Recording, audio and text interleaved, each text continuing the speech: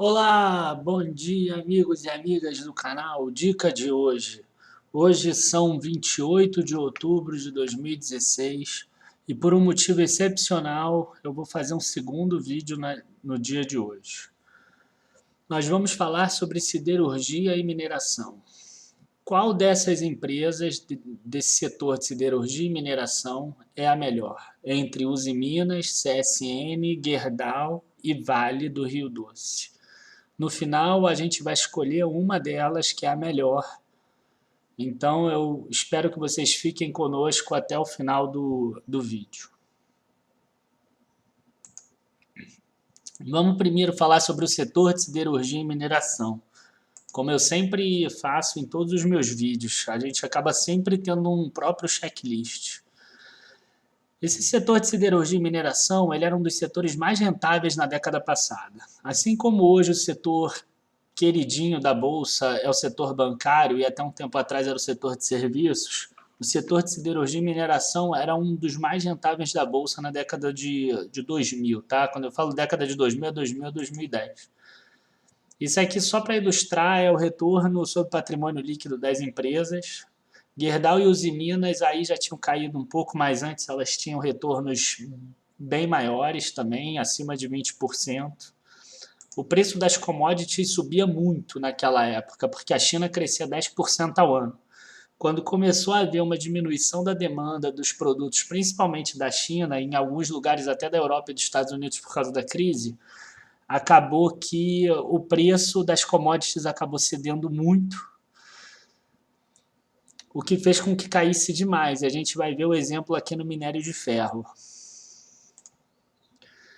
Só que esse mercado é um mercado cíclico. Se você olhar e pegar os últimos 40, 50 anos, qualquer commodity, minério de ferro, do níquel, do cobre, do zinco, do aço, do petróleo, você vai ver que tem aqueles momentos que sobe muito, aí depois cai muito, aí depois sobe muito, aí cai muito.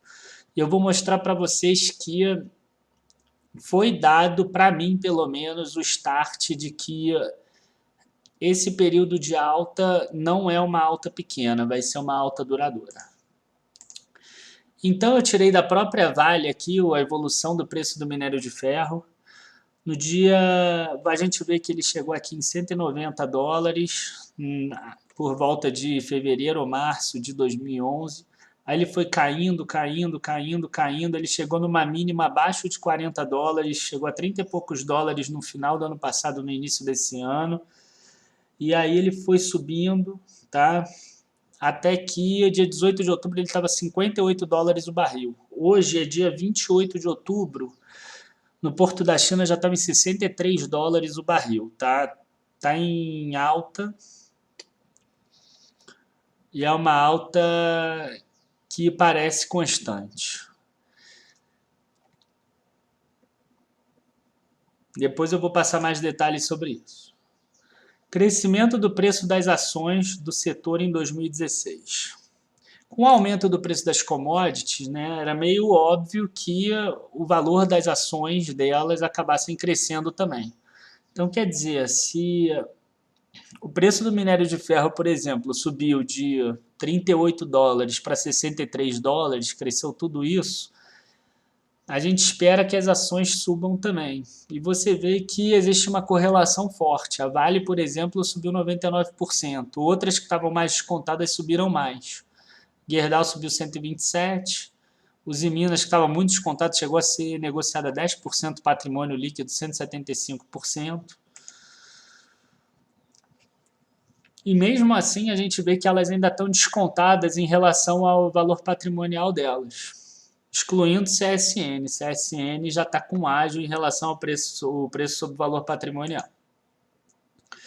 Só para ilustrar como isso foi maléfico, essa queda das commodities no lucro das empresas, a gente vai mostrar aqui, nesse gráfico, o lucro acumulado das 4 empresas.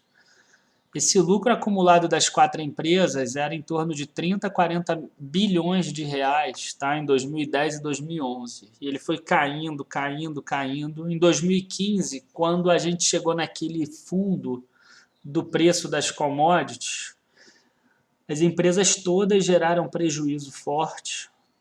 50 bilhões de reais aqui de prejuízo. E agora as margens já começaram a melhorar. Todos os dados desse vídeo eu usei o primeiro semestre de 2016, porque a Vale registrou o balanço ontem de manhã, os Minas hoje de manhã, as outras duas ainda não divulgaram balanço. Então a comparação ficaria errada, porque eu compararia terceiro trimestre de algumas com segundo trimestre de outras. De qualquer forma, a ação que tiver sido escolhida, depois eu vou fazer um vídeo só sobre ela e vou postar aqui. Se já tiver terceiro trimestre, já vai ter terceiro trimestre também. Outra coisa aqui interessante é ver como o lucro da Vale é bem maior do que os outros lucros. Não porque ela tem uma maior rentabilidade, a gente ainda não viu isso, pode ser que ela tenha, pode ser que não, mas é porque ela é uma empresa bem maior do que as outras. Em termos de patrimônio líquido, em termos de receita líquida vendida, em receita, em termos de tudo. Então a gente vai começar, tá? Sempre que a gente trata de empresas com prejuízo, é muito importante a gente ver margens, dívida e o índice de liquidez corrente. Então vamos começar por margens, tá? As duas margens que eu considero principais nesse caso dessas empresas que vendem produtos em dólar, que são dolarizadas, tá? Mais até do que o lucro líquido, eu gosto de ver a influência do custo do produto vendido e a geração de caixa que elas têm. Então a gente vê que quando o preço do minério, por exemplo, em Vale, era 190 dólares, o custo do produto vendido dela era só 40%. Quando o minério caiu para esse fundo de 30 e poucos dólares, a margem bruta dela já caiu para 20%. Então, quer dizer, o custo do produto vendido passou a ser 80%, mesmo com a apreciação do dólar nesse período. A gente vê que a margem da CSN também caiu. A gente vê que a margem da Usiminas caiu tanto que chegou até a ter um valor negativo. Aqui, quer dizer, a receita que ela gera não é suficiente nem para pagar o custo do produto vendido. Eu não estou nem falando das outras despesas de venda administrativa, despesas financeiras, nada disso. Só custo da produção do material, tá? Até pelo menos o primeiro semestre. O resultado de hoje eu passei muito rápido, eu não lembro direito.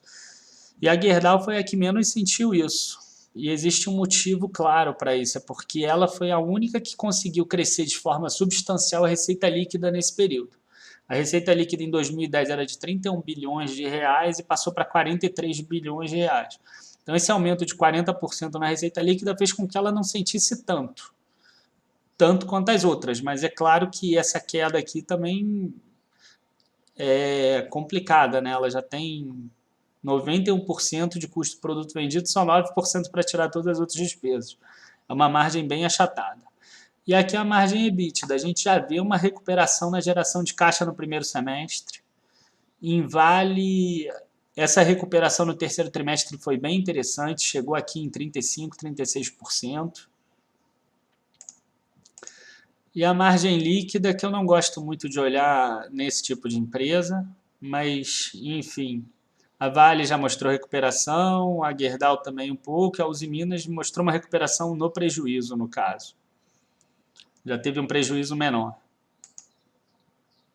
Então a gente percebeu uma queda em todas as margens ao longo dos últimos 5 anos, motivada pela redução do preço das commodities, como a gente viu. Como eu já falei, a maioria das empresas manteve a receita líquida delas ou até diminuiu. A Vale, por exemplo, a receita subiu de 83 só para 85,5 bilhões de reais. É um aumento bem pequeno. Você imagina que a inflação desse período foi 58% e a receita dela só subiu 2,5% ou 3% em reais. E como eu falei, a única que cresceu a receita líquida foi a Gerdau, de GBR4.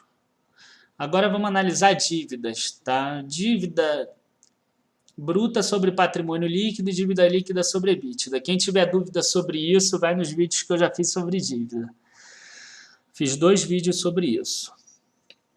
A dívida bruta sobre o patrimônio líquido, eu gosto que fique abaixo de 100%. No caso, como são empresas mais complicadas, complicada no sentido que tem um investimento que demora muito para gerar produção, que é esse setor de siderurgia e mineração, essa dívida ainda seria aceitável um pouco acima disso, mas o importante sempre é que a dívida gere retorno depois na forma de lucro ou na forma de geração de caixa. E a gente não tem visto isso, tá? Então esse valor de CSN aqui eu acho inaceitável, as outras três estariam ok. E a dívida líquida sobre o EBITDA, como a geração de caixa diminuiu muito nesse período de 2010 a 2016, a gente vê um aumento desse indicador da ordem de quase 1000% na maioria delas, menos em Gerdau, que aumentou a receita líquida. Então o EBITDA dela não diminuiu tanto. Mesmo assim, esse indicador, a melhor delas ainda vale, com 6,96, e no terceiro trimestre caiu bem esse valor, caiu para 3, alguma coisa. Esse aumento expressivo em todas as empresas se deveu basicamente à diminuição do EBITDA e o aumento um pouco de aumento aqui na dívida líquida, mas principalmente pela diminuição do EBITDA. O índice de liquidez corrente é importante que ele esteja acima de 1. Todas elas estão.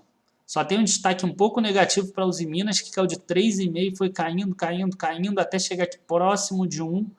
Ela aqui, a gente tem que dar uma olhada nela se ela vai continuar caindo. Se ela continuar caindo, ela poderia ficar insolvente no curto prazo.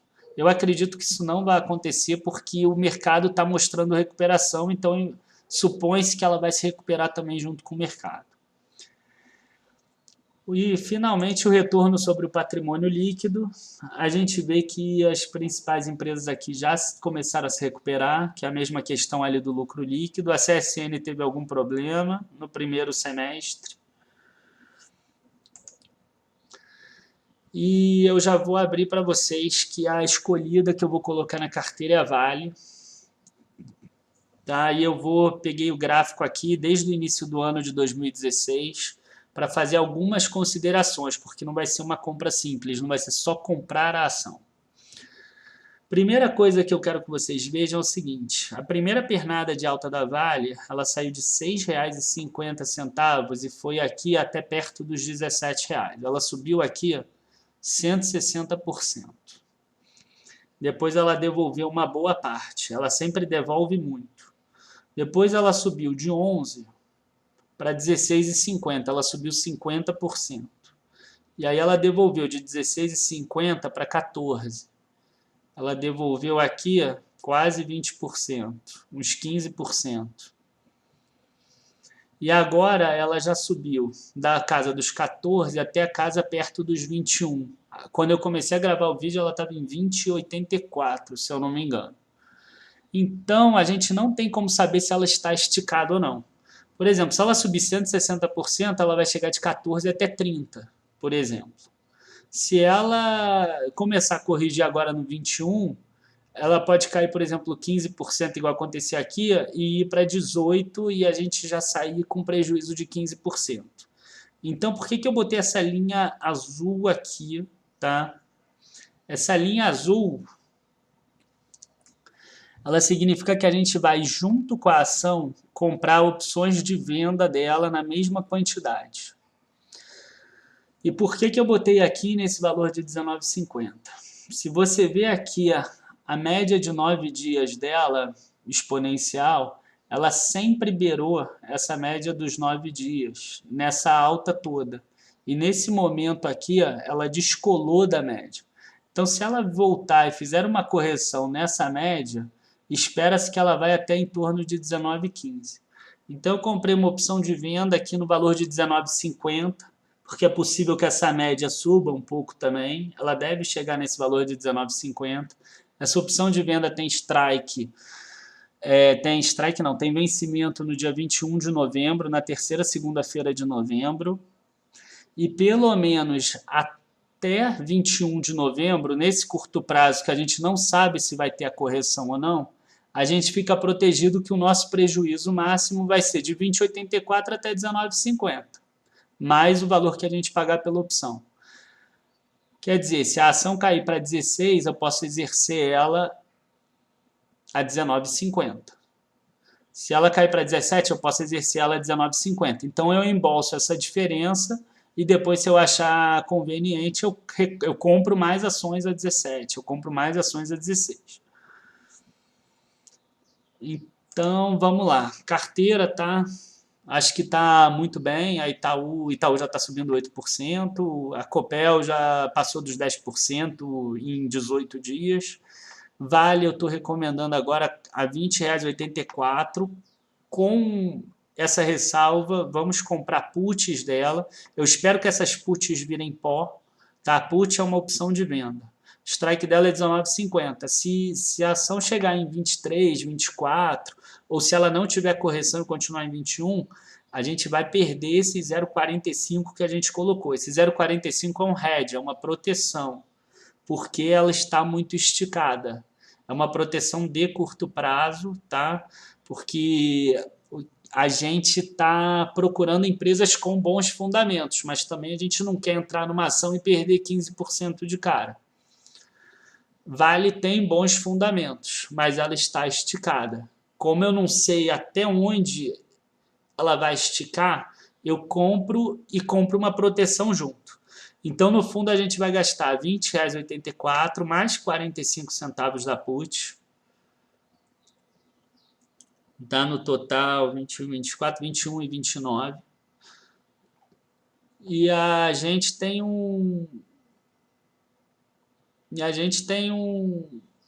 objetivo, tá, em 1,50 valor patrimonial, que hoje está 37,38. Mas esse valor aqui, ó, ele é um objetivo inicial, porque se o preço do minério subir muito, esse valor aqui com certeza sobe mais. Eu não aceitaria vender ela por 38, por exemplo. Eu vou fazer um vídeo sobre Vale, eu vou mandar ele para o YouTube ou no domingo ou na segunda antes da abertura do mercado, porque eu vou dar mais subsídios para vocês entenderem por que Vale. Porque a Vale está valendo a pena, porque ela está num bom momento. Muito obrigado a todos. Eu agradeço a participação de vocês. Eu estou gostando muito dos comentários, estão em alto nível. Queria que vocês se inscrevessem, curtam a página, curtam o vídeo e compartilhem com os amigos. Muito obrigado, boa tarde e tenham um ótimo final de semana.